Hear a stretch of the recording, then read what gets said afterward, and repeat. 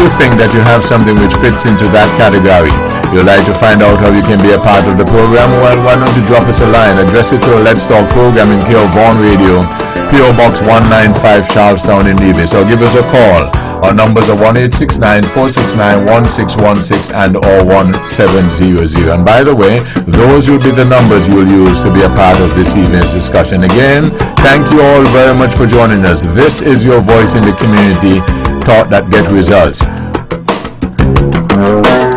You can also follow us on our YouTube channel and our Facebook page to get the video streaming of this program. Go to YouTube, Vaughan Radio, and click subscribe, or you can go to our Facebook page at Vaughan Radio. Again, thank you all very much for joining us. Your voice in the community, thought that get results.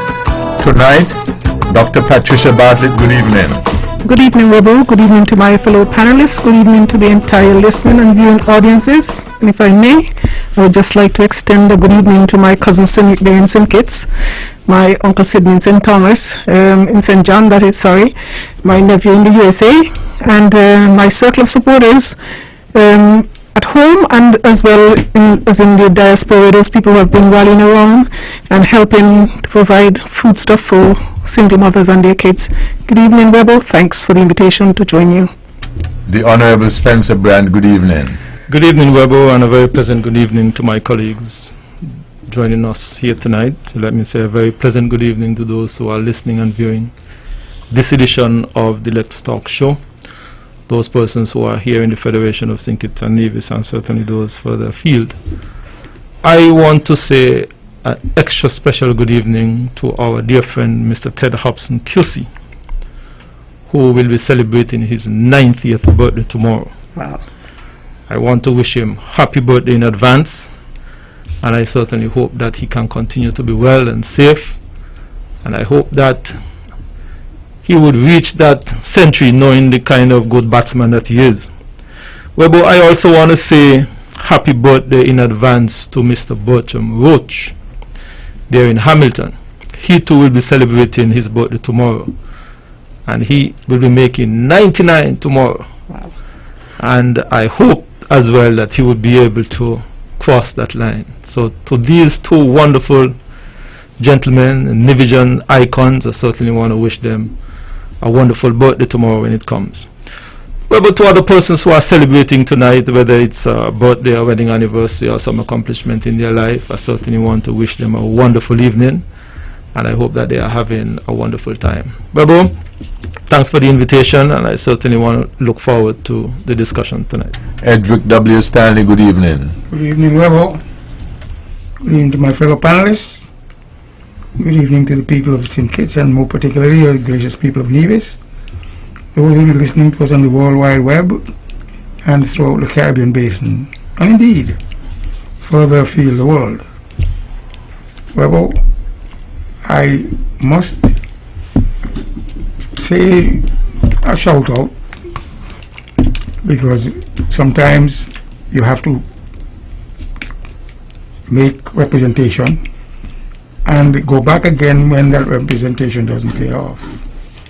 And therefore, I recognize that the Honorable Mark Brantley went after the investors again for the Candy Resort. And as a result, I hope this time around we do not have anybody who's going to muck up the thing in terms of the Anbash fiasco. Of course, we are a nation of laws, and when someone felt aggrieved, they do have the courts to adjudicate. Now, based on what occurred, based on the court wrangling and whatever, the Honorable Mark Brantley has gone back after those investors so as to demonstrate to the people of Nevis that he is in fact out there with his hooks, oars, boat, everything in the water, trying to bring economic development to our island. Economic development, of course, spurs employment, and in that regard, Mark has seen a way forward and is attempting to do the right thing to bring about and to spur business activity. I will leave it here at this juncture. Webbo. Webbo, before you go on, if I may, I would just like to just join with Mr. Brand extending happy birthday greetings to Mr. Hobson and to Mr. Roach. Thank you. I wouldn't like to be left out in that regard. All right. No, it's okay, go ahead. Well, we know both gentlemen, and they are stalwarts of Nevis, and of course they have made valuable contribution. Ted in cricket, Ted in law, Bertram Roach as a writer, and of course he has been further afield in Britain, and he came back to make his contribution and has in fact left an indelible mark, both gentlemen, on the landscape of Nevis. Not only Nevis, but also St. Kitts and further afield throughout the Caribbean. So, Webbo, a milestone. Every year they nudge and come closer to that main milestone, which of course is 100. And you as a cricketer, Ted as a cricketer, recognize the importance of making 100. And in life, if you can get to the mark as a centurion, not as a batsman, but at the same time, get to the mark where you are up there in terms of life, you will of course done a marvelous job, I guess, based on the marking of your maker, to have given you that extra over 7 scores and 10. 6 scores and 10. 3 scores and 10. 3 scores and 10. I got my math all screwed up. It's okay. Yeah. 3 scores and 10. So, reason they are chugging along to reach that milestone as centurions in the book of life. Webbo. All right, thank you. And I want to let you know that I took the audacity of sending a note to Ted on our behalf so that he can have it tomorrow on that given day. And in very simpler words, because you know I am a fellow who don't have a very vast vocabulary, I basically said all that you just did. And he will understand it. And I do remember the end, how I ended it. I said, so for the light moment, how am I doing, Ted? So we want to again wish him all the very best on behalf of this heavyweight show and the entire Vaughan Radio family and the Powerhouse community. And indeed, I'm going to take the audacity also and say on behalf of the entire society, because in my humble estimation, he had served the country well. Also, I also want to, Dr. Thwaites, I also have a notice here which I believe a lot of people will be very pleased to hear, because a lot of people have been inquiring about it. And it says, urologist Dr. Dwayne Thwaites will be in the Federation of St. Kitts and Nevis from Monday the 18th to Saturday the 23rd of October 2021. Dr. Thwaites will be seeing patients at Dr. Gills's office in Nevis and Huggins Medical at Bird Rock in St. Kitts. Now this is very important. For appointments, you are to call 765-6152 in Nevis, and in St. Kitts 667-9915. Due to COVID-19 protocols, only persons with appointments will be seen. Okay, so let me just run it very quickly again. Urologist Dr. Dwayne Thwaites will be in the Federation of St. Kitts and Nevis from Monday 18th to Saturday the 23rd of October. Dr. Thwaites will be seeing patients at Dr. Gills' office in Nevis and at Huggins Medical at Bird Rock in St. Kitts. For appointments in Nevis, please call 765-6152, and in St. Kitts, please call 667-9915. Due to COVID-19 protocols, only persons with appointments will be seen. Please take note of that and be guided accordingly. Okay. What else do we have?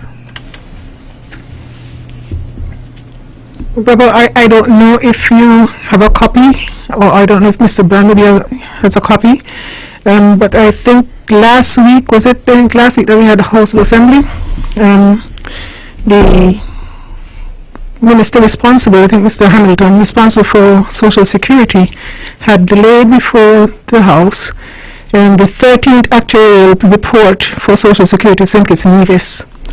And I just reflected on it a while ago, because when Mr. Brand said that Mr. Hobson was reaching 90, and he really does look better. And last time I saw him, I didn't think that he was fast approaching 90 at all, because he looked in good form. But I just had a reflection, because I think in that report it was saying that they're now thinking, even though they claim that Social Security is doing okay, and okay, I get is relative, we're now thinking that in order for us to address the situation where Social Security probably would run broke by 2043, I think it was 2 years extension on the 2041 that they had projected earlier in the 12th report. And so they're now suggesting that in order for us to remedy that and make sure it doesn't go broke, we may have to start considering at least increasing the age that you receive the age pension from 62 to 65. So I'm glad that Mr. Hobson doesn't get caught in that one, and he would have started to enjoy the benefits a long time ago. But people like us maybe have to start thinking long and hard as to how we're going to manage if it were to be imposed now. I don't know what the scheduling is as it relates to introducing this though. And alternatively, or maybe not alternatively, but maybe they would be together, they would introduce a increase in the contribution rate. So for those people who think that things are hard now, imagine if your contribution rate to Social Security were to go up by at least another 1%, or I don't know what percentage is proposed, mind you. I'm just trying to suggest that, in times this hard, I think maybe they may want to hold off on those recommendations for now. Well, I would suggest that based on people's output, let me repeat again, based on people's output, they can do the increase and offset that time when we get up to 2041, 2043. At some point in time I heard that it was going to go broke around 2050. 2040, the one last. Well, I'm talking about in the past. Okay.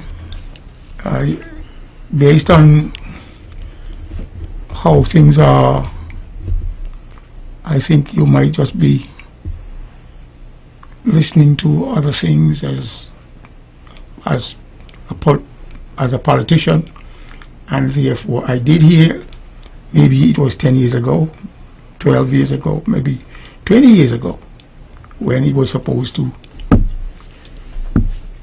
go broke around 2050.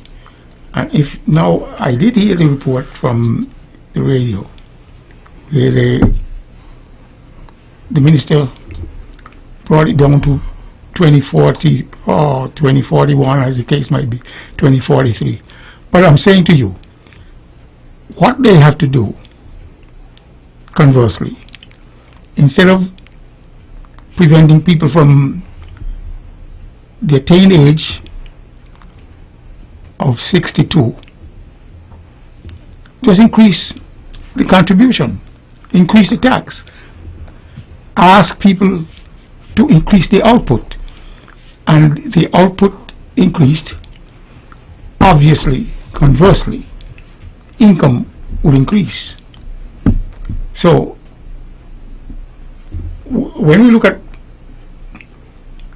God bless her soul, Janice the Panelist, she was just about to get Social Security, and I listened all the time to the death announcement.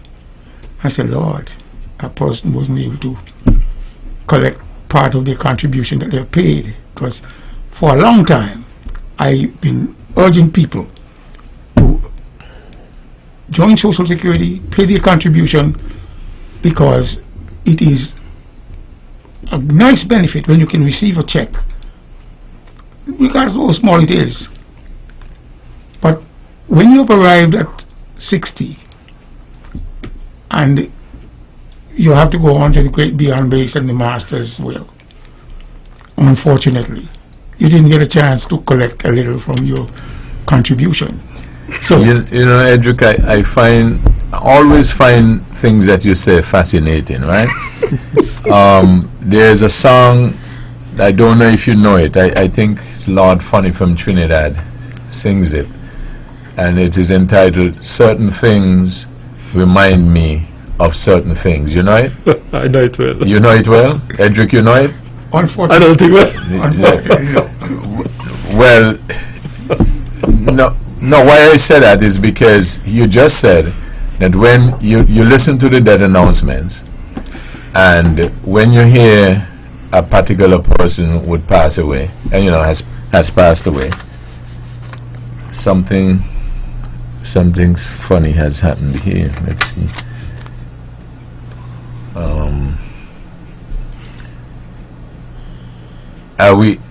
You hearing me? Yes. Okay, I think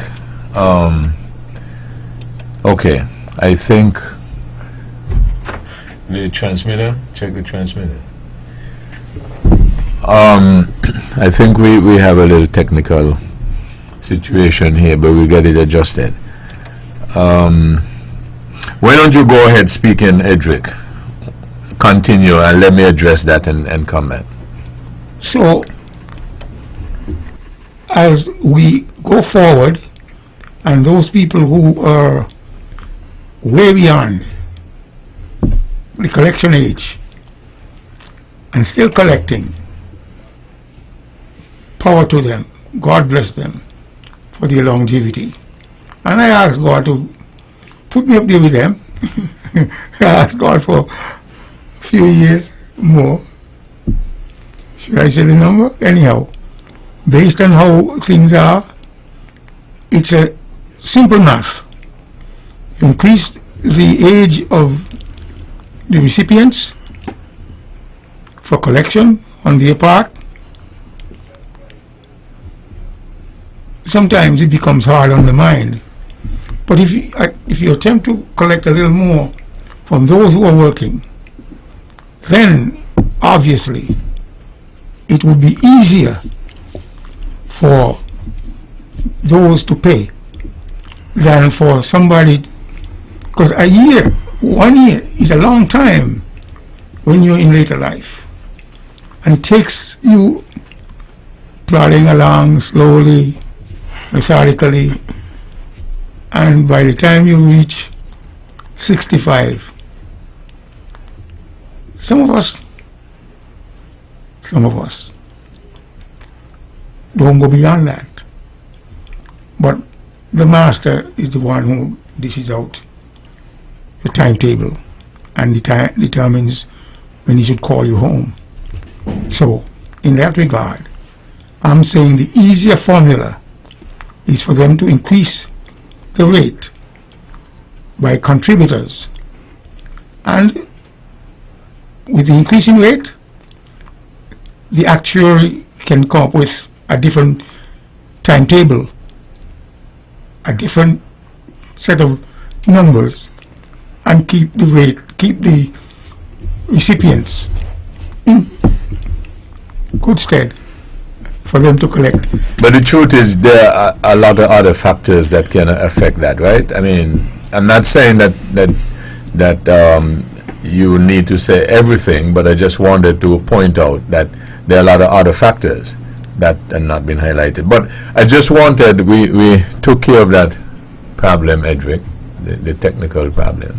But I just wanted to point out, as I was saying, certain things remind me of certain things. So one of these mornings I'll play the song for you, right? Good. Good.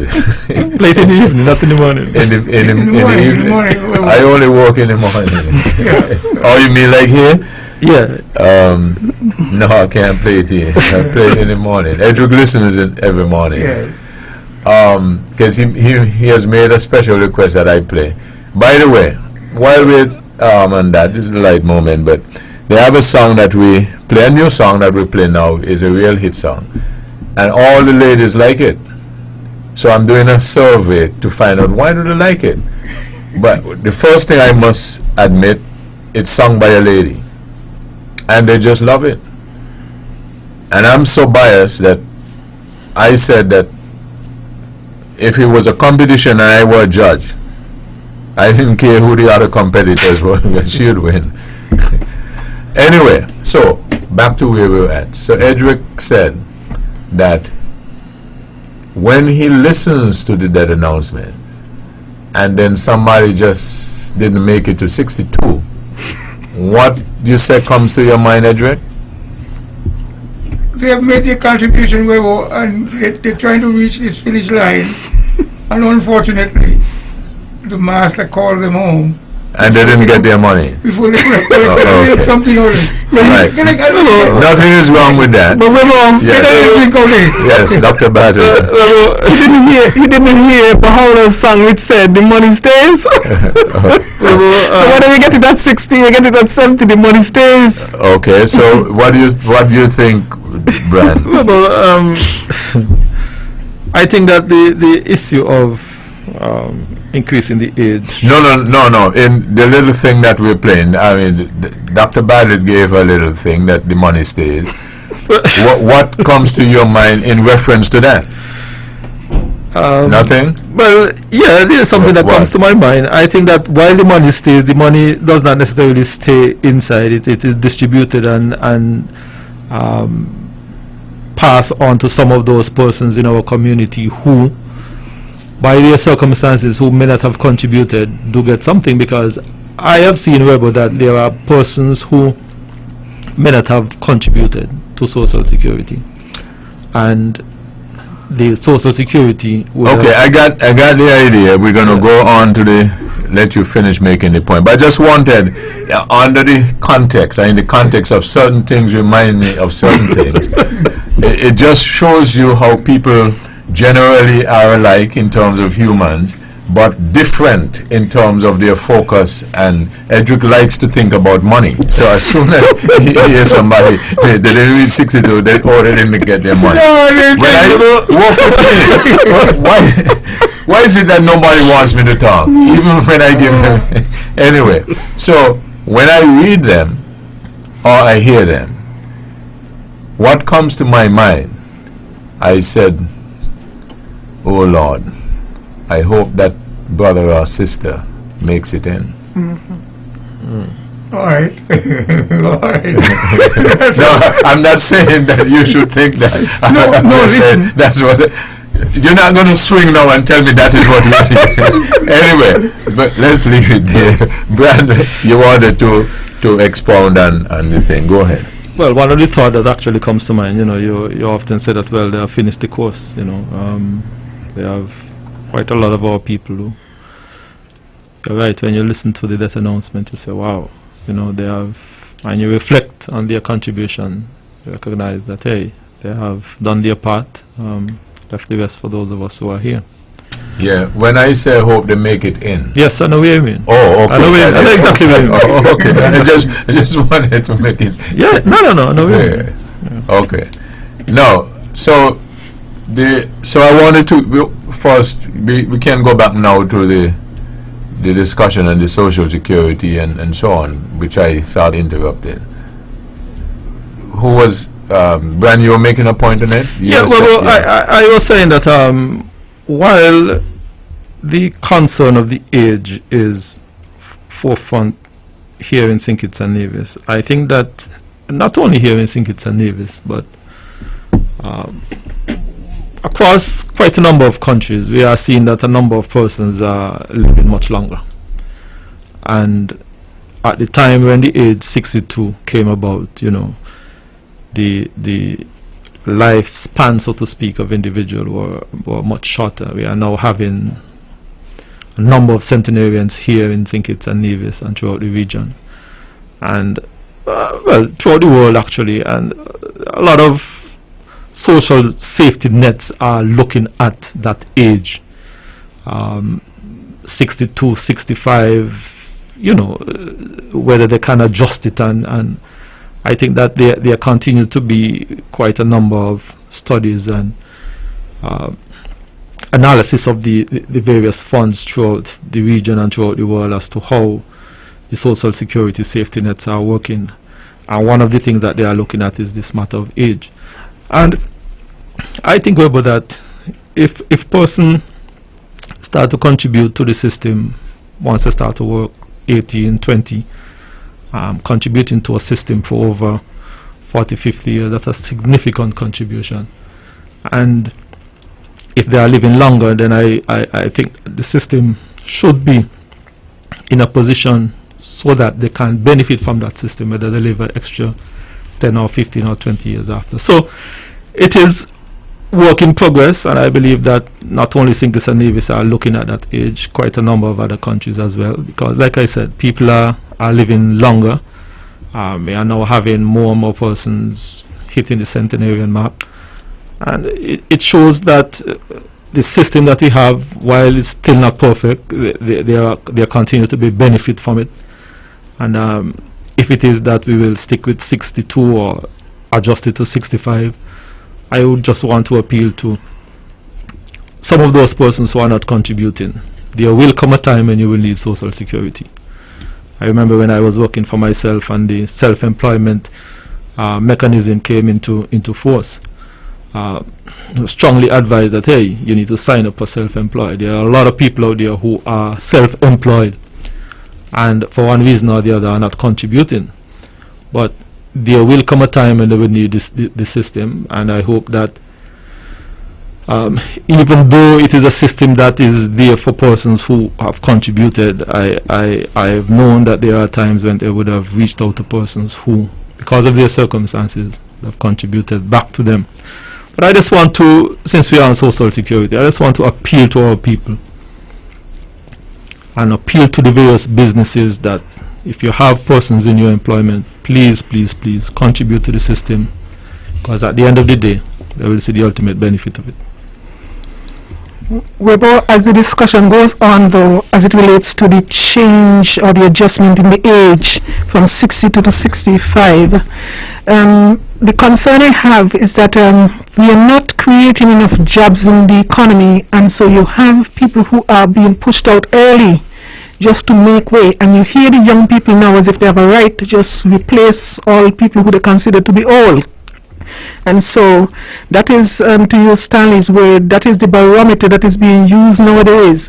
And you're like, okay, well, you're already 60, get out of the system, you know, but it's like, get out of the system. And one of the recommendations I've heard, people are saying, get out of the system, and particularly as it relates to the civil service, get out, and the little money that you get, make sure you turn that into a business. You know, you become an entrepreneur. And I'm asking seriously, when someone would have worked up to 60, you expect them, the little next egg that they have now, to go and take that and invest it into a business? And I'm like, okay, well, now we're into the digital age. You think that this money that would be, well, it depends on what they get into, really. But we're talking about growing the economy. We're talking about going into doing new things, innovative things. And so I think that is the domain for young people to venture into. So instead of putting pressure on someone who is at 16, you're trying to push them out, and they now have to wait, not 2 years, you're suggesting now, you push them out at 60, and so they have to wait 5 years before they can get the pension. The social security pension, and what happens between then and you have some people going out of the service who would not have been what we call established, the non-established workers who were not pensionable to begin with. What happens to those people when you push them out at 60 and they have to wait for 5 years? How are they going to survive? And so you have people who their pride now is being compromised because they would have worked so hard to contribute, but because they were never allowed the opportunity to participate in a pension scheme, you have these people languishing, and that can't be fair. If we are a just society, then we should make a carve out for those people. And in other places, you're talking about, like in Barbados, you have retirement age for Social Security to qualify for Social Security has now gone up to, I think, 67. So acknowledging that people are living longer, it means that we're going to have to do something in this in the society to create more, or as it relates to our economic space, so that people can participate for a longer period of time. Because young people coming in nowadays, they're the ones who want to skirt around and not pay, particularly if you're not working for an established business like maybe this in the civil service or one of those bigger companies. When you look at the occupations like a mason or a carpenter, they're less inclined to participate early because they're not going to get any benefit until they're 65. Oh. And so they want to jump in later on in life, and so they're not necessarily paying their way to help to pay for these benefits or these promised benefits early enough. Okay. Thank you for holding. Good evening. Good night, Webbo. Yes. Good evening. Could you go ahead? Yes. Now, I want to just make a contribution to the issue of the age. Now, I retired in 2003 at 55. Since then, it was recommended that the age go to 65. In 2011, the new pension bill went to the House, and it should have started there. But everybody keep pushing it. The truth is that our life expectancy rate is high. It's almost as high as the US and the other countries. So that is where we start. Now, I do agree with Dr. Bartlett, the gap, because when you retire at 55, you have 7 years, 7 years before you could collect your Social Security. 7, not even 5, 7. So at some point they have got, maybe the quicker they do it, the better, because as I said, since 2011, 10 years ago, and nothing has been done. And in the meantime, you're getting this older population, and according to Social Security, in 7 years' time, you collect all what you put in. So you go at 62, 69, you don't collect. People going to 100 and in the 80s now. You see what I'm talking about? You'll reach like the large, like the what I call first world countries, where the payout is more than what the intake is, and unless we are able to increase our population, everything will run dry. We have got to have more children, bring in more foreigners, more people to make contributors. That's the only way out. So we need not worry. We have had 10 years to make a decision. Even the government service that they are spinning around. People were told in 2011, anybody who came in after 2011 were to retire at 62. Those who were in the before, 55. So what happened when you push out somebody at 55 and so you have 10 years now then? Is what's happening? So So we have got to make some hard decisions. Caller, might I make a point?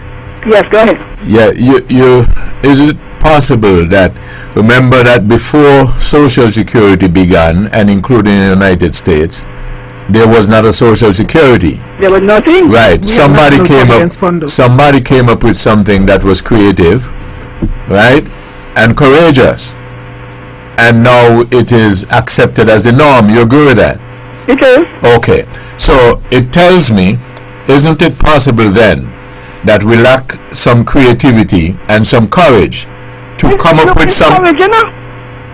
It is pure courage, because, tell you the truth, you know, when they put it to 62, the life expectancy was below 62. So you were expected to die before you get it. Yep, that's true. But now with all the improved health and even with corona and everything, Yep. people expect on the average to live 70-something years. So you're bound to get some of your money on the average, eh? But politicians, and you see what happened? There has got to be a consensus between both sides, because we don't like to say it. We are the government and the opposition, whoever they are, have got to come to a consensus that this is the way it has got to go. Not when I say 65, you start to ball, Lord, what are they going to do? They put the facts out. These are the facts. We have less contributors. Some of us don't want nobody coming to the country. The Spanish are coming to get children, hopefully the state to enlarge our labor force. Foreigners come in, they get work, they increase the pool of contributors. We have got to agree on it. All right then. Okay, thank you. As the law currently written, are you saying that someone that retires at 60 doesn't collect before 62. Yeah. 62 right You now. get to pension at 62. as the case might be? Yes. Yep. So there's a gap. Luckily for people who are civil servants, at least you'll have your pension, your civil service pension, that will take you up until the point that you can hold on. If you can hold on, that that you can resume your life at that level. But your income is significantly cut when you retire. And you have to whatever wait. reason, I believe I got mine at 65. You got that, your Social Security? Social Security. You sure? I can't be 100% certain, but I'm That's a drop in the bucket for you. You didn't realize when you get it. Sally, I'm 62. You should be at 62 still. I believe it was well. Unless it's a non-contributory pension you get in. The point I was making on the courage and the creativity.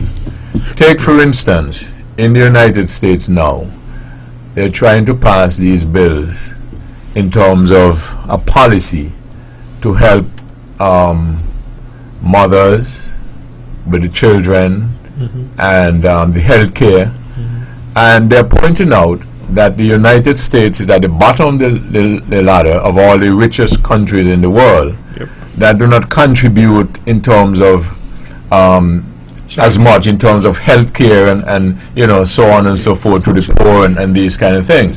So what I'm saying is that these persons in the other countries, in comparison to the United States, could be looked at as courageous and creative in bringing those programs to help their people with a better standard of living, right? You don't have to follow a particular trend because America, US right now have a particular trend. What those proposers are now saying with these bills is, let's bring in something which we don't normally do, which will help.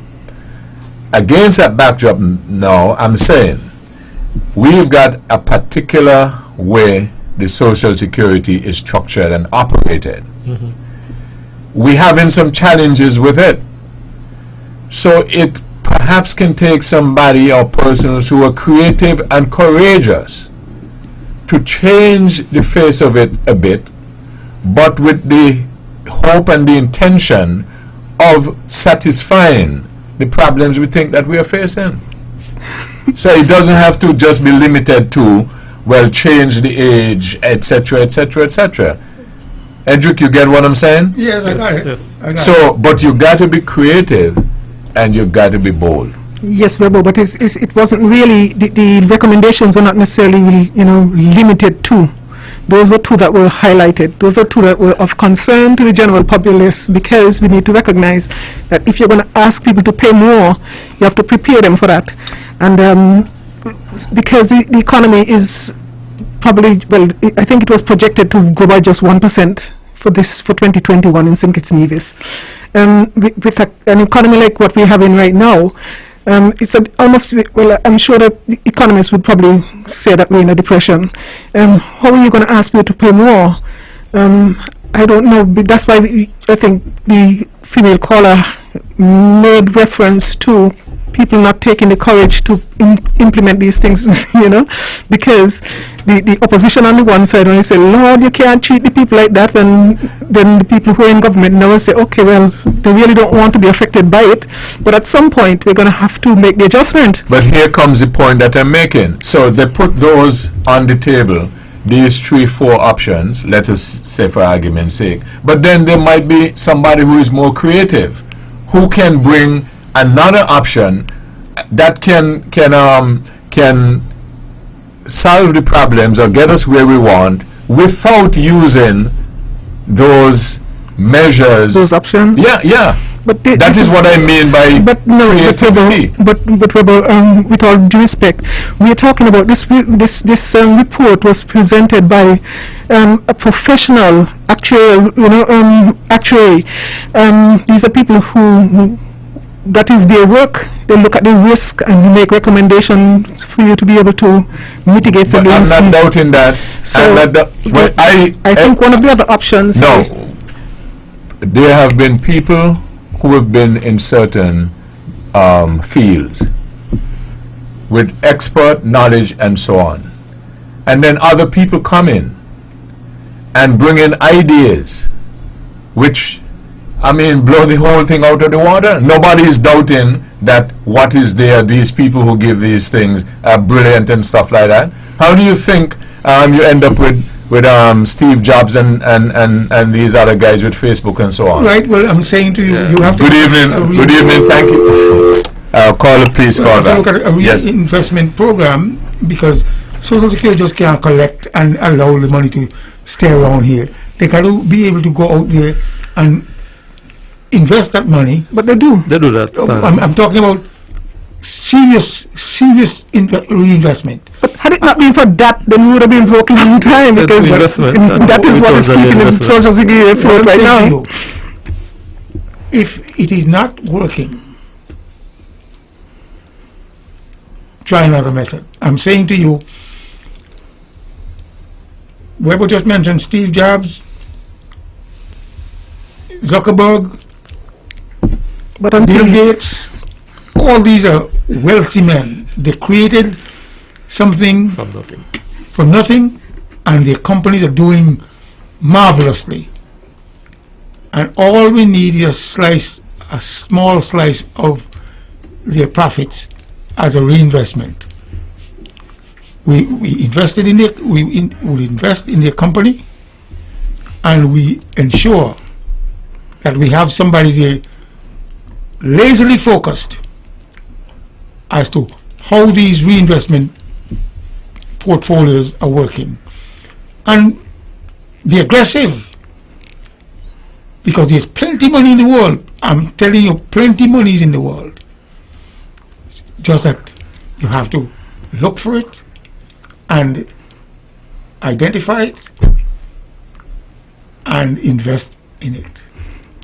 But I think you make a fair point. Maybe it has more to do with how our investment portfolio is being handled, and I think that recommendations have been made also to address that, because maybe we are investing too much around here in low yielding investments, and I think that discussion, that recommendation has been made, and I don't know if it has been laid aside or what.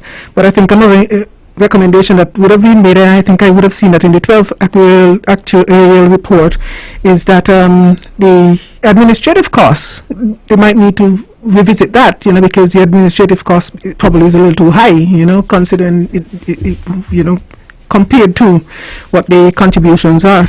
So because the way it sounds now is that we're at a point now that we're paying out more than we're taking in each month. And so if you continue to do that, what you're doing is just, that is because we can do that based on the strength of the investment portfolio that you have. But like you said, maybe you can radicalize that a little more, but we still have to understand that you're talking about high risk. Once you're going to expect high return, you expect high risk as well. And I don't know if many schemes around for the long term want to invest in high risk investments. Companies that are stable and they got history in terms of their longevity, and they are able to pay good dividends, and the stock prices have escalated based on how Warren Buffett invests. These are people who you look at, ask questions, and find the area to give us the return that keeps our social security afloat. The return that would keep our social security system afloat. Well, for it to continue to be and remain afloat, there definitely will have to be some adjustment to the system. Dr. Bartley said that the country is in a recession. We are actually in a global recession. COVID has proven that many economies throughout the world are facing some difficulties and some challenges and some stress. And as economies and as it regards to employment, fund like Social Security would also feel the stress, because whenever there is a downturn in the economy and people are not working, then there is a reduction in the contribution to the fund. But at the same time of that reduction, there is an increase in payout, because you pay persons who are unemployed, persons who are being laid off, persons who, for one reason or the other, have had a cessation in their income.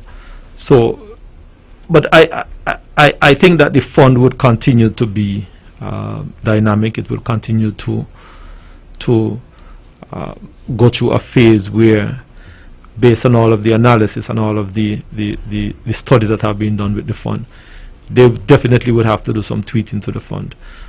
We are speaking about just two aspects of it: the age and increasing the amount. Those, I believe, are just two part of it. But I think that, and it goes back again to what I said earlier, we do have a lot of people that are doing in maybe secondary work where there are funds that are generated and are not necessarily registered with the system. And I feel that at times there are a significant loss to the system. And those are areas that I feel that if the system will continue to grow and expand and meet the needs of the people, those would have to be captured. But I tell you that... Mr. Brown, let me take this. Good evening. Thank you for holding. Good evening, Mr. Webbo. How are you? Panel. You seem not to have a special topic, but I just want to ask a question. Sometime lately, didn't the Prime Minister or the task force say you could quarantine for 24 hours? Was that not said at a press conference, Mr. Webber? Yes, that's part of the new regulations, yes. Okay. Well, somebody came in from St. Martin Sunday, Monday, Tuesday, tomorrow is Wednesday, and they can't get the result yet. Mr. Webber, this is a cost.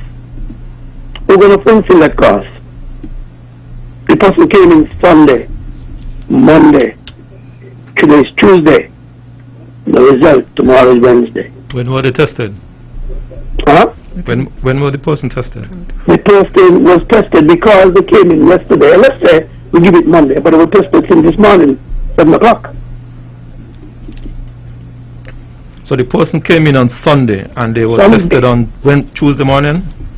The person came in, what? No, I'm trying to get from The you, person caller. came in Sunday. Yes, They were tested Tuesday morning. That's what I told them. yes, But what I'm saying, this is Tuesday night. yes.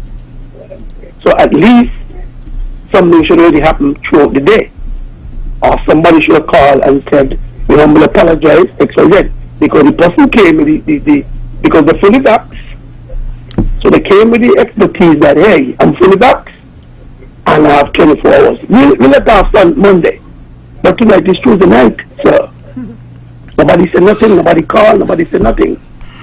Caller, could I ask you a question? Yes, sir. Who did the testing, or who is responsible for doing the testing? Hello? Who did or who was responsible for doing the testing? The government, they paid 100 US at the hospital. And the government or the task force was responsible for going to where that person was and have the test done, or the sample? Well, I guess the rules, they will tell you what to do. So what they do when the person came in, they tell the taxi to pick them up XYZ to take them to the hospital to do what's supposed to be done. So basically they're under the taxi instructions by whoever the people for the taxi. Right, but I'm just for information trying to understand what is the prescribed procedure. So the person got in, and then is there an appointed time by which? The taxi took them to where they're staying, Yes, and the taximan will pick them up to take them to do the testing. right. Pick them up and take them to do the testing. And he picked them up Nobody when? follow up. The person got in Sunday. Pick them up this morning. I guess that's what they tell them, to pick them up this morning to do the test. Which I is, think they already did the test yesterday. He's saying he guessed. yeah, but the problem I have, you see, is that I've never been able to understand what somebody is saying when I'm speaking at the same time, and vice versa. And that's the difficulty I've been having throughout my whole life.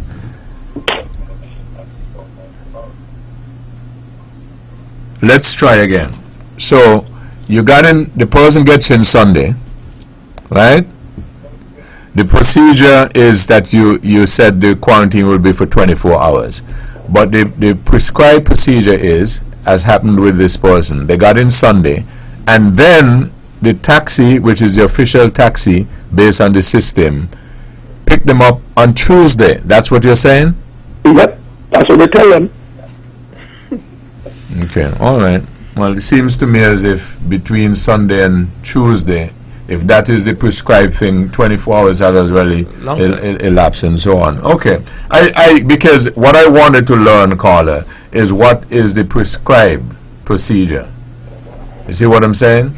Yeah, I understand. Mm-hmm. And I wasn't expecting Monday. I kind of, because they came in Sunday night. So 24 hours would have been Monday night.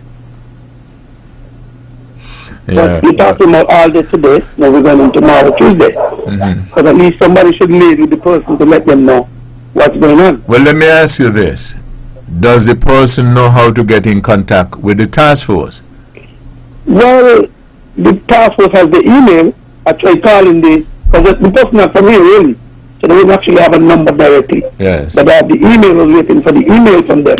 Right. So I tried calling the person for the task force and I didn't get my answer. Okay. All right. Well, caller, let me ask you a question. Mm-hmm. The person arrived in the Federation Sunday evening. That's Yeah. correct? Yeah. And that person was given instructions to go and have the test done on Tuesday by whom? Whoever the people at the airport tell the taximan. But Sunday night and Tuesday is way past 24 hours. I say the same thing too.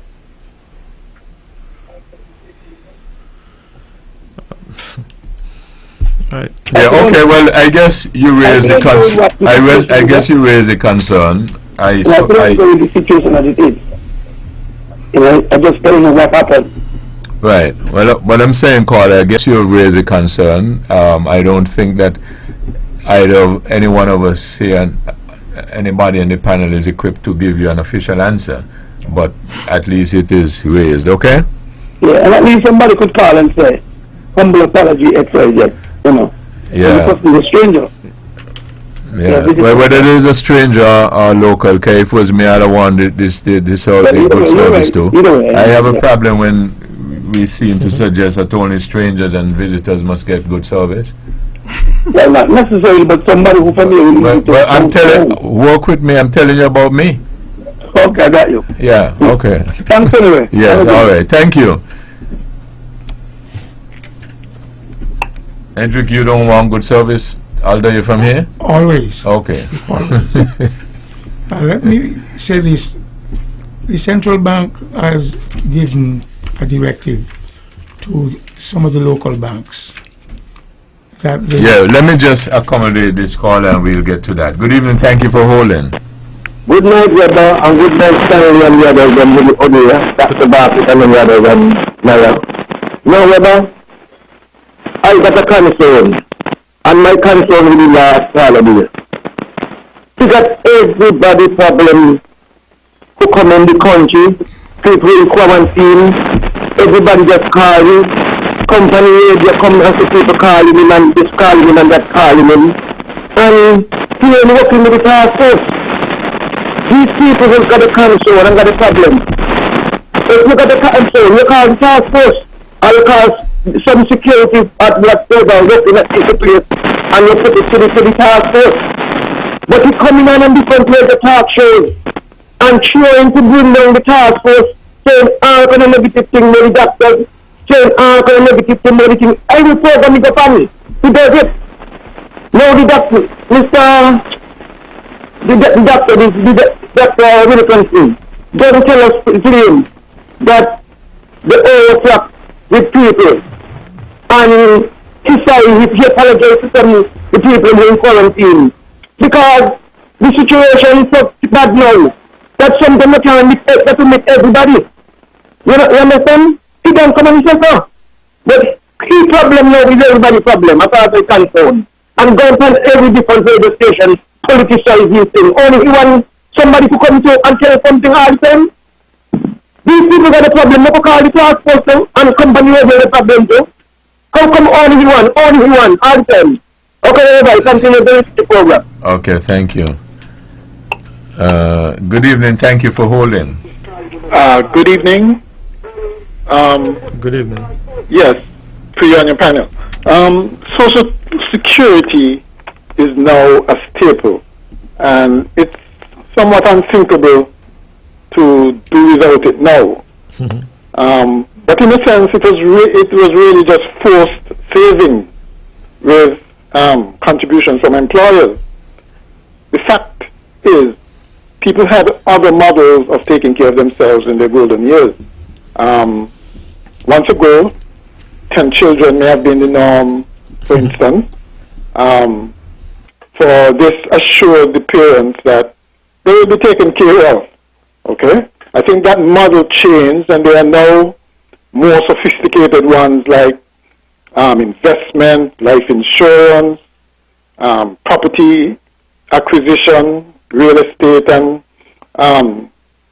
and reverse mortgages. Okay. The hard fact is, though, that if the present trend of less children becomes the norm and longevity increases, we are going to have a problem where Social Security pays out more than it takes in. Advanced countries now have that problem, and it probably would be instructive to be worth our while if we look closely at how they are tackling the problem. Okay? If Social Security is backed by strong reserves and good investment, I think we can probably postpone the tough measures that are needed, but we see that reserves can disappear overnight. For instance, if you use them up for stimulus packages, as during Corona, or investments that seemed a good idea, like the PIAT, you see how easily it is for that to go south. One of the ways that we can keep Social Security solvent is to do means testing. I don't think we do that now. There are some folks who have other sources of income, and even when they retire, they really don't need Social Security. So even though they contributed to it, they can be looked at as a sort of taxation or redistribution of income. Okay? I don't know how much money can be saved that way, but it certainly is one of the ways you can go, because I do think there are some people who do not need their Social Security income. They have other needs. Okay, thank you. Yes, Edric. I was saying that the central bank has looked at some of the local banks. Okay, let's see if the person is, before you go on to a new topic, let's see if this person wants to contribute to this same topic. Good evening, thank you for holding. We're on the same topic. Good evening, thank you for holding. Yeah, brother, I'm interested in Miss Bartlett.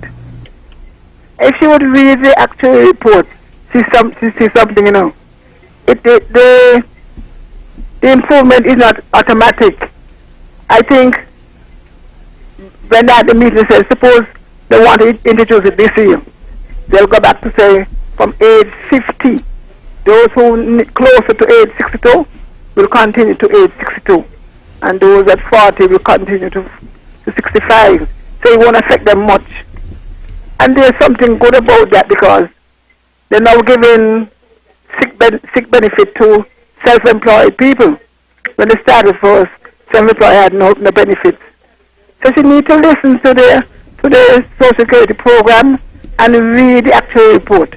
There's something ain't like to, they don't come today and say, well, you bought the next week, you have to wait to 65. It's not going to happen like that.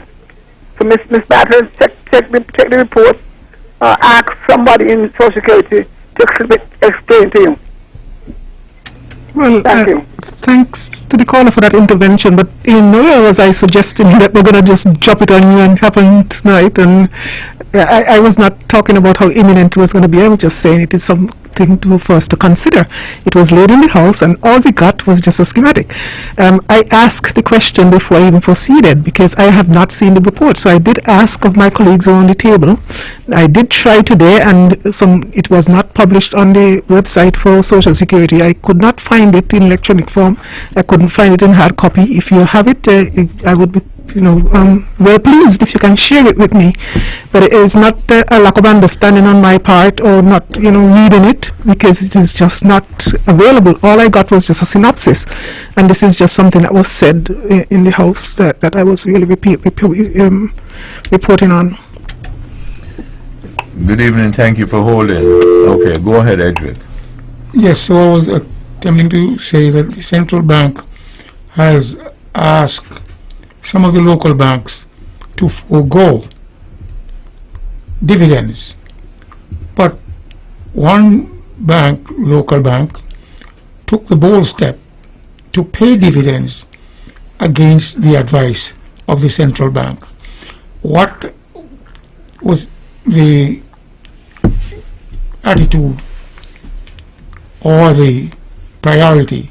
Was that they've got a good reinvestment program handled by Raymond James, and in that regard, that reinvestment program gave a massive return. And as a result, what Social Security needs to do now is to find a brokerage firm like Raymond James, Charles Schwab. Those are two that come to mind right now. I normally have a saying I would tell my folks: the fact that you cannot do something, you must never conclude it cannot be done. That's right. Quite true. And the fact that you do not know something, you must not never conclude it is not known. No. And the fact that you do not know, the truth is not told, does not necessarily mean that the truth is not known. So that's an interesting point you made, Edric. So there might be people who have the wherewithal, the creativity, the courage and everything to blow open this whole thing. You know, the fact that we who are looking at it perhaps don't have the ideas or the answers, it doesn't mean that they're not there. Quite true. And so what I'm saying is that to ring the alarm bell now and to somewhat bring us to the point where we are concerned about the solvency or the lack thereof of Social Security doesn't mean that it has to go down this road. And therefore there are hundreds, well, let me not exaggerate too much, roughly 100 brokerage firms in the United States that would manage the wealth of Social Security. But all is risk, No, it has its risks. Okay, good evening, thank you for holding. It has its risk. Don't misunderstand me. Good evening, Mr. Webbo again. Yeah, what I'd like the callers to do for me, please, is when you call, right, listen to the phone, not the radio, because we're going to have a problem. Yeah, no problem. Yes, go ahead, please. Yeah, Mr. Webbo, when I come on the program, I come with an issue, and I come trying to help. I don't know if you heard about a tape where a lady was at the OTI, who was in quarantine for a month. I don't know if you heard about the news. No, I didn't hear it. Okay. There's a lot of stuff that, yeah, go ahead. Okay. Well, she was in quarantine for a month and lockdown. I don't know the lady girl from nowhere. She reached out to me one morning. She sent a clip, then she sent a video. She had to send it out. I sent out the video. Andrew Huey, the reporter, I sent it to him. He called Abdul Samuel in the morning. He called back, so he knew the information for the lady. I give back Andrew the information to the lady. She knew 101. She knew Lyra to whatever was and her daughter.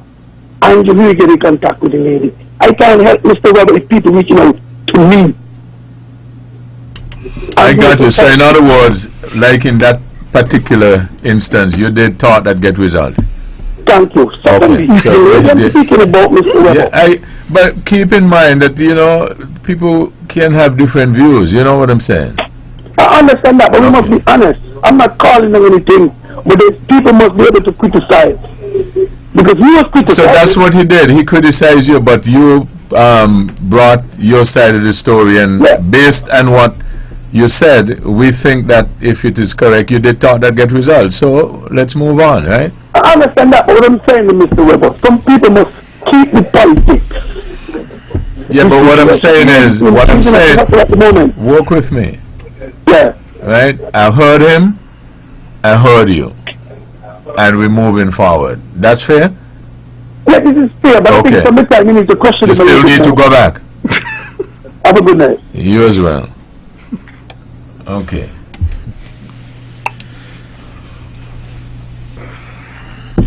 Well, Now, let me get this. Good evening, thank you for holding. Good evening, Webbo, Mr. Stanley Nair, Dr. Bartlett, and Mr. Brand. Good program as usual, good panelists. Now, Webbo, that's why I don't know if you appreciate it, you know, but I will always categorize you in the top 5 world radio host talk show. You're up there in the top 5. Whether you like it, yes or not, that's where you are, and that's where I put you. Now you're saying to the caller, the last caller, sorry, he has made his statement, and the caller has made his, and you tell him, okay, let's move on, let's go forward. He's still coming back with a but. You don't need no but. Move forward is move forward. But you see, Webbo, only what is inside can come out. And that is the attitude and the behavior of a lot of people. They don't want to be spoken to do what is right and go forward. Because what is inside of them is to demoralize and break down and destroy people's behavior and character. But let's move forward now. A story has 3 sides. Your side, me side, and Mr. Brand's side. But we only hear one side. A jukebox cannot play a record and the 2 sides at the same time. You play one side and then you punch the other side and you come out and you play. So therefore, certain stories bring the three sides together. Now, ever since the task force, the inception of that task force, there is a telephone number that's been constantly given out. Anybody need information of how to go about to deal with this COVID and vaccination and all of that? The number is 311, not 911, 311. Just call that and you get any answer to any information. Case goes on that part. Now, Webbo, in life, there are many things that could destroy people's life. And we always have to keep our guard up. Make sure you walk with your defensive weapon and keep it at your guard. Now, in life, we have the Corona-19 or whatever it is. And we all know how deadly it is. He ain't telling you, well, I'm going to give you a vacation. From the moment he bunks upon you and you realize that you're not ready to defend yourself against it, who know the rule lie down there. That is why he's telling you, go down in the cemetery. A lot of people have some questions which are not important to it. Oh, may want a vaccine because he's the mark of the beast and he got in chip and he got in all kind of thing and he can make woman can't get child and man can't have sex and all kind of thing. They're questioning and wondering that vaccine helped to preserve your life to live a little longer. But a lot of people go to the eye doctor because they want to see clearly or clearer than they can see.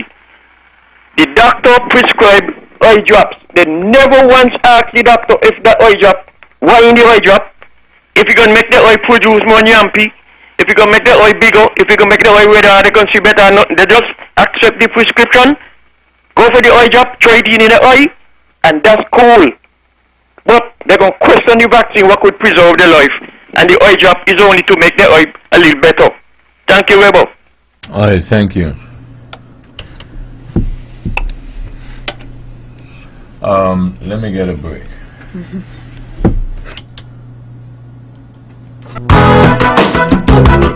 This is Thought That Get Results. Edric W. Stanley, the Honorable Spencer Brandon, and Dr. Patricia Bartlett. Your phone calls on 869-469-1616 and 01700. We'll be back after these. Sugar City St. Kitts. Keep it sweet. Keep listening to Vaughn. Builders Paradise is offering a large variety of floor and wall tiles at very competitive prices. Builders Paradise has over 2 million pieces in stock, lots of different styles to choose from. Whether you're renovating or tiling a new house, Builders Paradise has what you need. Wow! Oh, and remember, we're open all day Saturday to serve you better. This is something that you can't refuse. Visit Builders Paradise today at the C.A. Paul Southwell Industrial Site in St. Kitts or call them at 466-4938. Back on this episode of Thought That Get Results with Edric W. Stanley, Dr. Patricia Bartlett, and the Honorable Spencer Brand. Your phone calls on 1-869-469-1616 and 01700.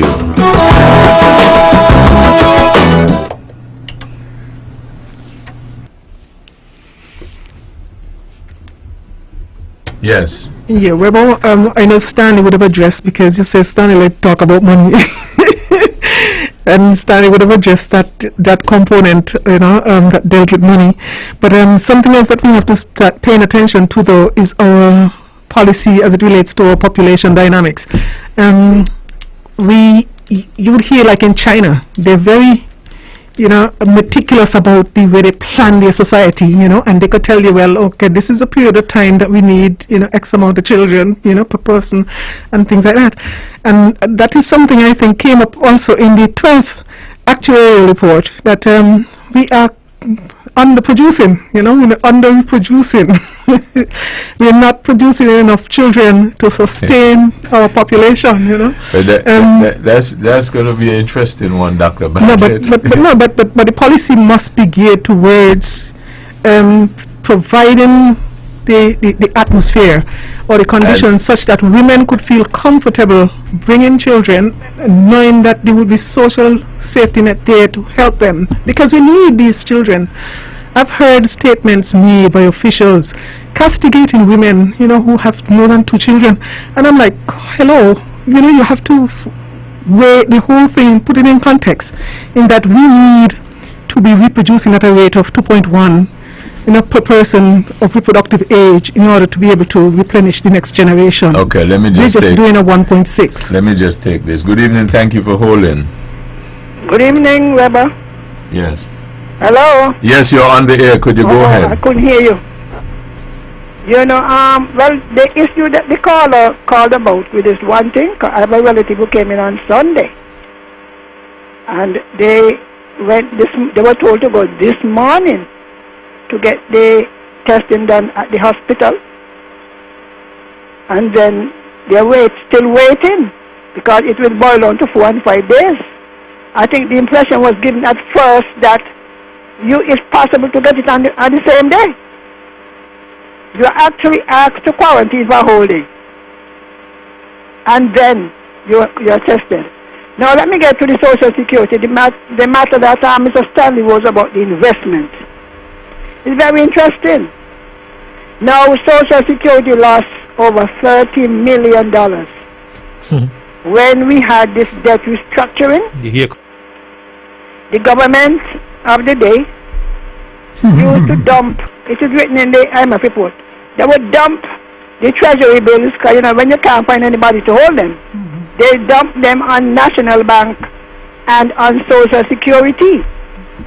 And when they had the debt restructuring and they were cutting and shaving and getting haircuts, Social Security lost $30 million. It has made a lot of bad investment. And they said, well, we're going to real estate. They are the Beacon Heights. What is the status of that? You know how many millions went into that? What is the status? They have done land purchasing with overvalued properties. The professional give a value, and then somebody else give another value. So, caller, in essence, what does that tells us as well? That's what we're talking about, mismanagement. Right. So, Social Security money. Right. So there are a lot of factors that are involved in the same, the same Social Security scheme or whatever it is, and theoretically, you can say, had there been other persons who were doing these managing at the time, maybe we would not have gone down that road. It would, because once you have heavy, because as I learned in IMF, Social Security money is government money. People don't like to hear me say so, but it's a fact. Right. Because when we're working at the government account, it goes to the government account. Anyway, so let me continue. Now, the Social Security, I don't think they're allowed to trade on the open market because it is too volatile. They can make investments, and so they have been trying. A lot of most if not all of the government housing projects have been done at Social Security's expense. Nothing is wrong with that, But how has the payment been? Has there been consistent repayment of the loans? These are questions we need to ask, because if you're going to ask, or use Social Security money to build, because it's social, then we should ensure that the persons who get these properties pay the mortgages so that the government itself, the NHCR, the land and housing thing in Nevis, are able to repay the loans. So that to me is part of the problem. The easy and the free access to Social Security funds by governments. That is part of it. And as Dr. Barker said, I mentioned a while ago, we have to begin to encourage. You notice most of the professionals, well, I had 3 so they get one. We have pushed, I think sometimes we have pushed the family planning a little too hard. Backfiring. And we have got to encourage, we have to stop talking about all the people that are coming in. We have got to encourage inward migration. We have got to encourage and welcome it, because they are the ones, they're coming, they're young, and they're in childbearing age, and they are getting children who hopefully will add to the contribution. So maybe Dr. Bartlett to start in the group, encourage the young women to get children. They're getting, well done about Nevis, in St. Kitts, every child, preschool or nursery, they get $25 a week. Subvention goes to the school or whatever. They get free lunch, people getting uniform, free health care. I mean, the only thing we have to do work on really is to get the men to take their responsibility. That to me is the part that is lacking. But there are a lot of avenues to correct Social Security thing, and to begin to take legal action against delinquent employers who commit fraud. They deduct the money, they don't send it in. And another thing, they may have to phase out this non-contributory pension. Don't tell me you work all your life and then you drop down on Social Security. At some point, you have to stop it.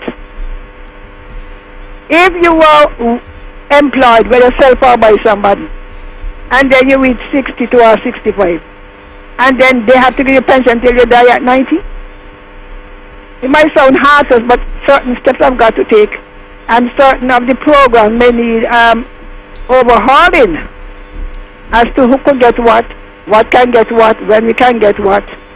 And as was recommended, we may also have to increase the contribution. Now somebody might say, oh, Miss Henry, only talking because she is no pensionable. But since 2003, recommendations were made. 2011, ask Mr. Brand when they're going to do something about it. Everybody pushing the can down the road, you know. Okay. All right. All right. Yes. Who was it wanted to? Was it Dr. Bartlett? I was just finishing up the point, but I think that Ms. Sonia would have expounded on it a little bit.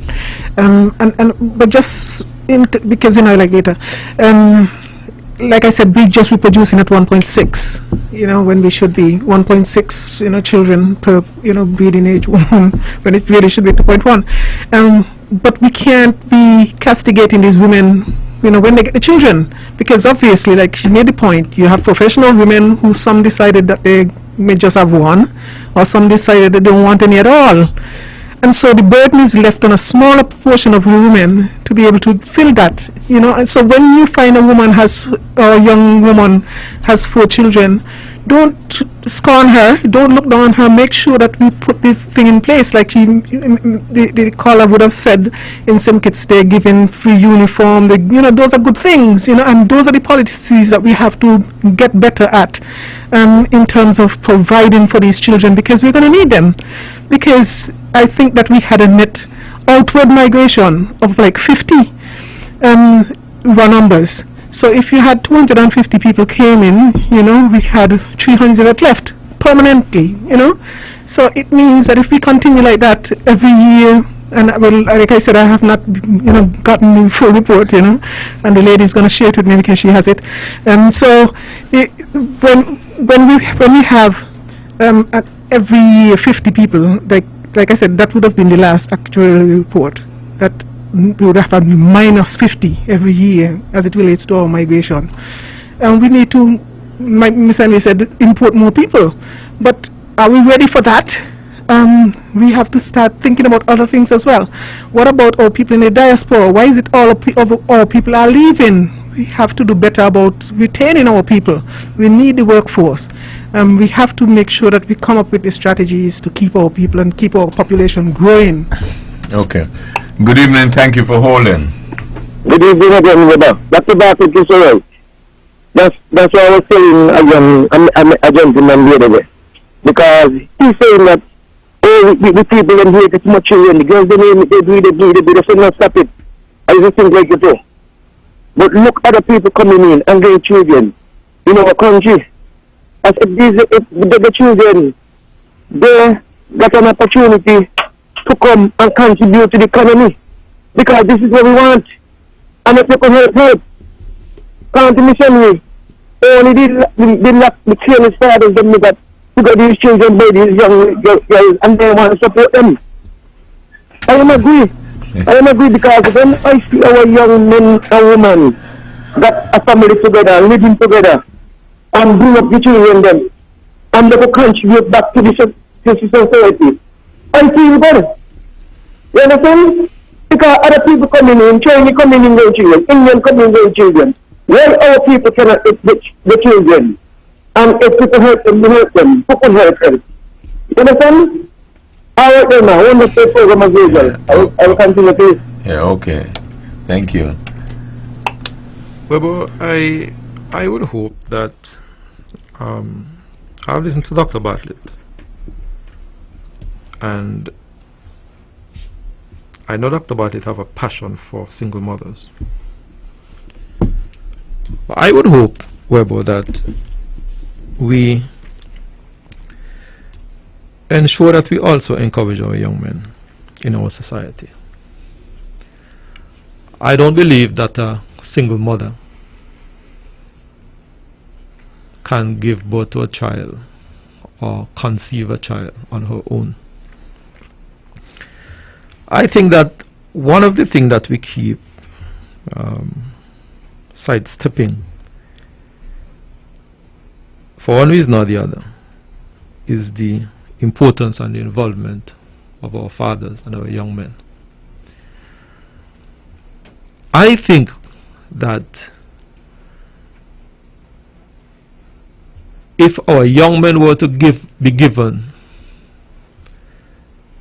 similar support, similar encouragement, voice the similar concern as our single mothers are, then perhaps, just perhaps, we can see greater involvement.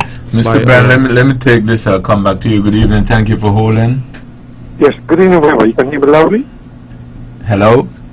Yes, Webbo, you can hear me loudly? You're on the air. Could you go ahead? Yes, Webbo. In relation to topic Dr. Bartlett Water, so Social Security this evening, I think this was a very interesting one.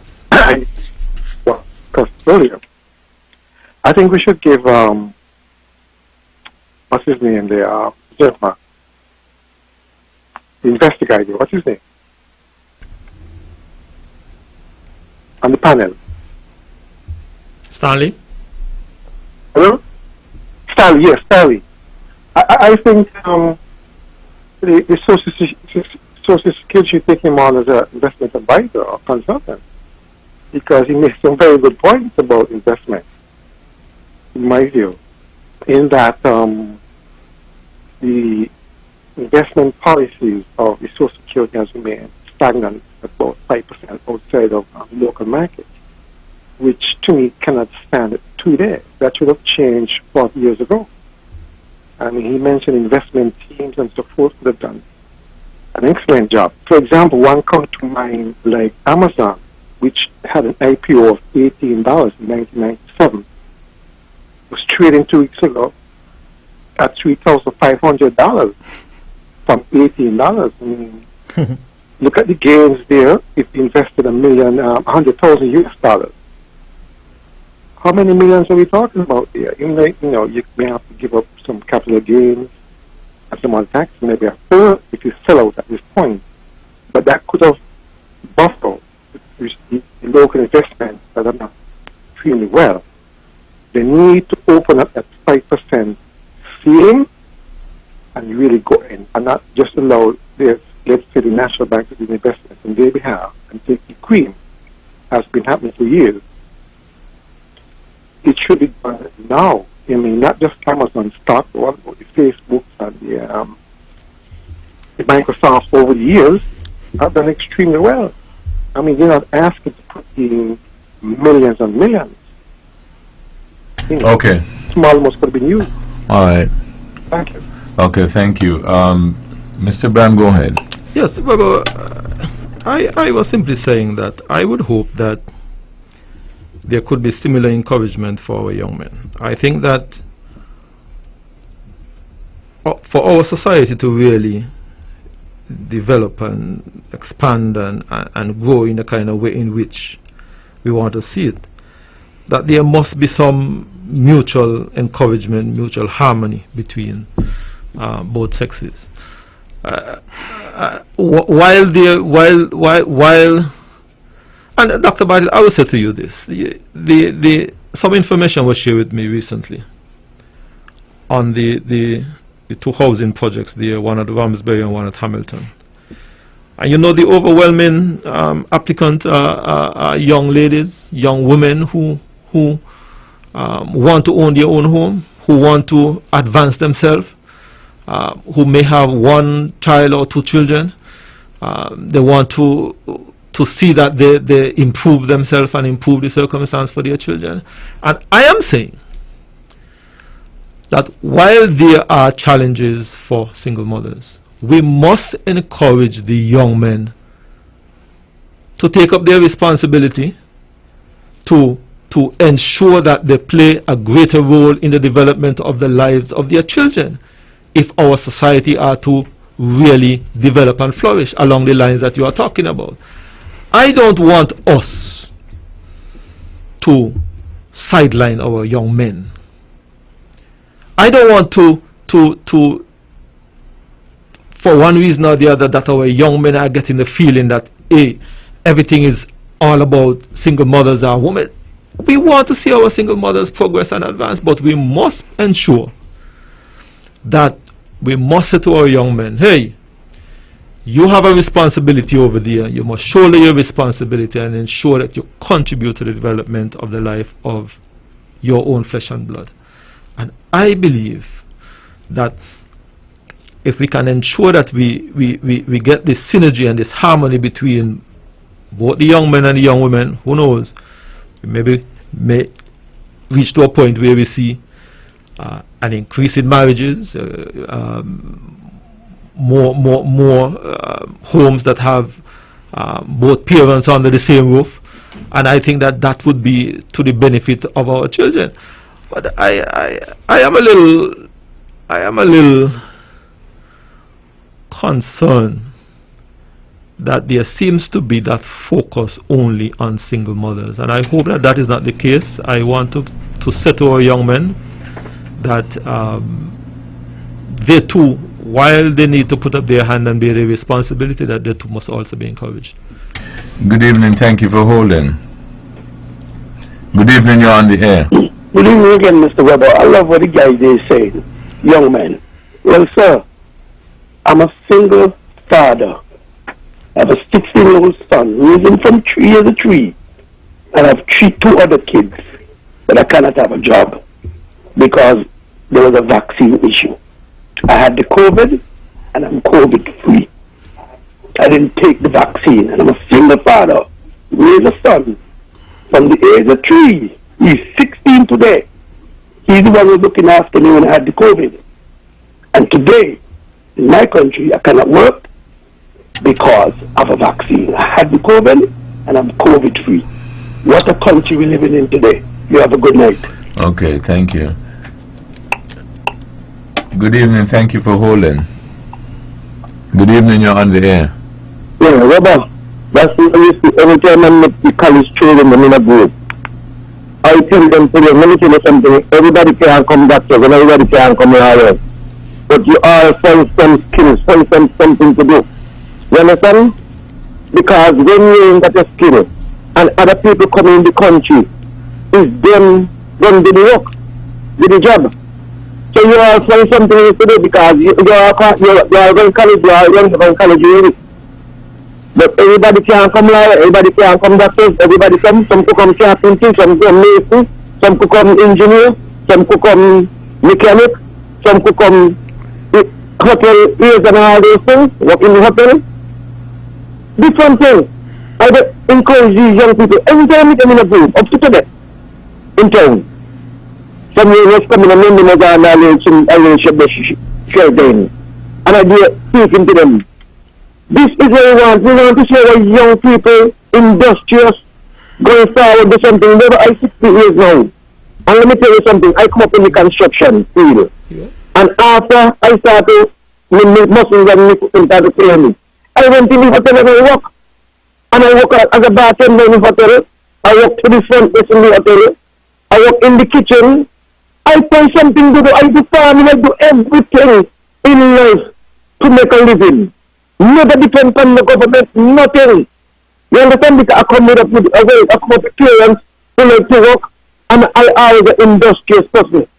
You understand? That's why I see that I always encourage young people to take that one step you can take. Go out and find something positive to do. You understand? A lot of our young men here, they got children, when they be cutting grass and all this, they may feel comfortable, they tell them about it. They got children, they find some skills with us, 31 years, 35 years, 36 years. And it's you are going to cut grass for life. This is what you are intended to do? Man, no. Oh, come on, man. Other people coming in the country and they're going to get this skill out and learn something. And when they get it up, we can't stop it. All right. Okay, thank you. Well, yes. I want to find out from Mr. Brandy. When they travel outside, if they tell Nevis people outside how the country has been transformed. Okay, you'll find out after this. Good evening, thank you for holding. Yes, Webbo, good evening. Webbo, it is said in a calypso that English is a funny language. But I don't find it funny. It's people do not have the definition of words. Now a caller say that he has his child, 16 years old, and he has his child to feed, which is a fact. But he cannot get a job. He had a job. Nobody dismissed him. Nobody fired him. He refused to comply to the rules and regulation of the place of employment where he was. But what do you want the people to do? With this COVID thing, they decide, well, okay, they can put certain things in place.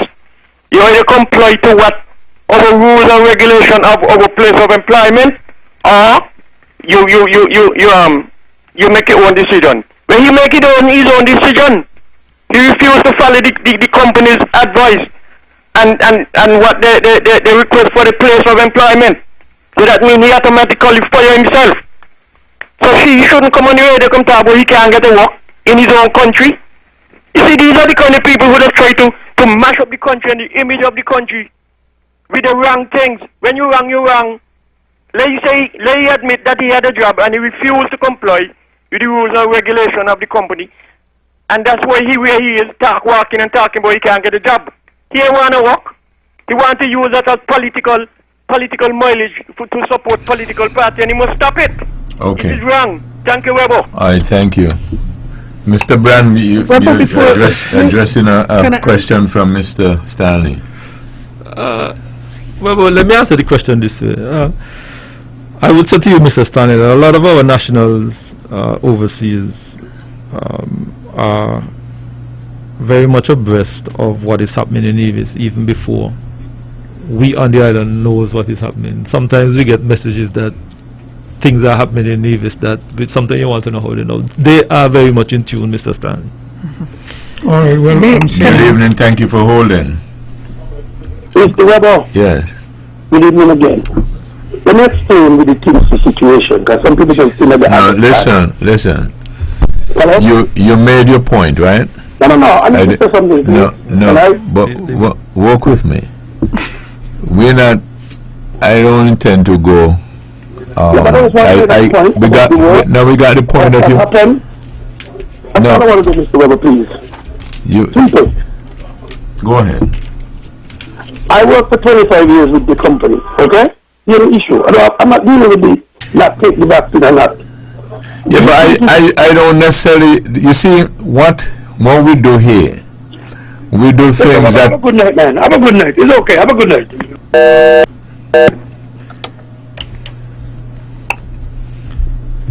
Okay. I was scratching my head. I was scratching my head earlier when Mr. Brand was making some comments as it relates to boys, and I didn't finish. I didn't finish. And sometimes you would find you put out food for me and somebody just cut across and eat. All right? I'm just saying to Mr. Brand, the question I asked him, he answered, but I wanted to expand on it to show that. Okay, why don't we do this? Nevis has Why don't we do this? We got only a few minutes left. Expand in a brief way on your point, and then let's give Dr. Bartlett an opportunity to say what she wants to say as well. Yes. Now, based on what has happened in the transformation, roads to the roundabout, things in Brownhill, the city of Brownhill, the city of Hanley's Road, this is a mammoth or a giant step forward for the transformation of Nevis into the 21st century. Based on what has happened in Charlestown, especially up Happy Valley, Jews, by the Jews burial ground. Yeah, but I said in a brief way though. Nevis has been transformed. The construction industry is beginning to boom again. I'll leave it there.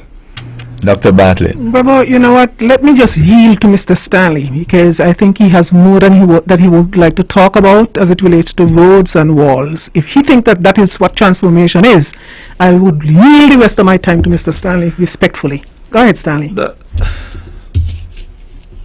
Well, was really on the rules already. It's your turn. Dr. Bartlett, let me ask you a question. I good. Let me ask you a question.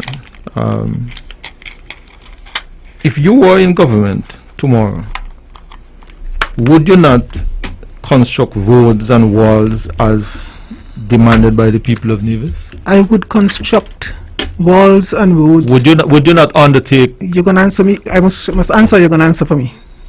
Go ahead. All right. I would set up priorities.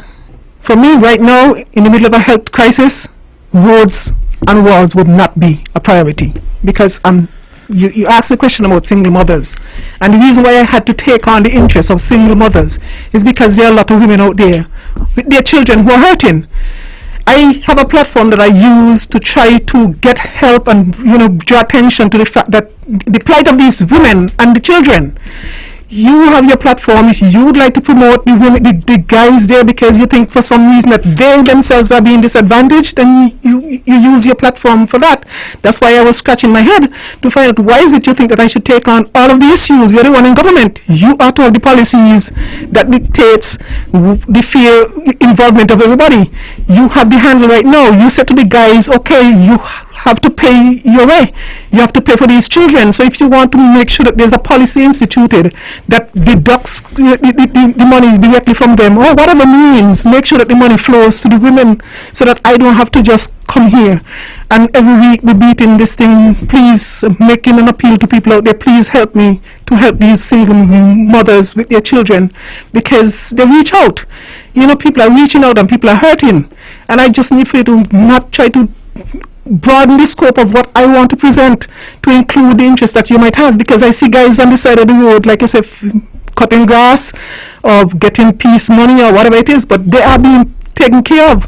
What is it about the women? They're the ones this pandemic has impacted mostly, because they're the ones who would have worked in the service industry overwhelmingly, so they're the ones who really need our help.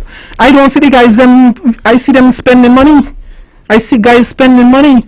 And ask yourself, the policies that we're going to address, make priority as it relates to housing. I hear you come here and you say, okay, to find lands in Charleston, it's difficult. You find a little piece of land, I would imagine that you would construct some multi-unit housing. Instead of that, we're seeing the same type of housing like what you see in a place that doesn't have the same issue as it relates to finding land. I mean, maybe in St. John's I could spread off and get a quarter-acre land, but if in Charleston you have less land, then build wisely. And I don't think that was the best use of the land there either. But I'm just saying, let us be, don't talk about what I would do if I were in government. Talk about what you're doing since you're in the seat of government to make things better, because I could only wish to get there. And I have a lot of hard work to do to get there. But in the meantime, make sure that, you can account for what you're doing. Well, and the priorities are set up. Dr. Bartlett, while you wish to get there, let me tell you, you're correct. I am in government now, and the way in which the government is set up and is structured, there is a minister with responsibility for health, there is one for education, there is one for my ministry. I have water and roads and the likes. There is one that deals with finance. Each of these ministers execute their various portfolios. My priorities are the priorities of the people. What I am doing on the ground are the demands from the people. And I will continue to execute and initiate the policies that the people would have elected me in office for. I would want to remind you, Dr. Bartlett, when I came to the people in St. Paul's, there was this phenomenon in St. Paul's where we had an elected member in St. Paul's that took care of himself. And I have come to the people of St. Paul's and I've said to the people of St. Paul's, give me the opportunity, and I would ensure that I undertake some transformation in St. Paul's. And that is exactly what I'm doing. What I'm doing in St. Paul's, the priorities that I have outlined in St. Paul's, the initiatives that I'm taking place in St. Paul's, were as a direct result of what the people of St. Paul's have demanded. That's the last word. This program repeats at 10 o'clock tomorrow morning. Join the Honorable Mark Brantley tomorrow evening at 8 o'clock for On the Mark. Thank you all again for joining us. This is your voice in the community. You all have a wonderful evening.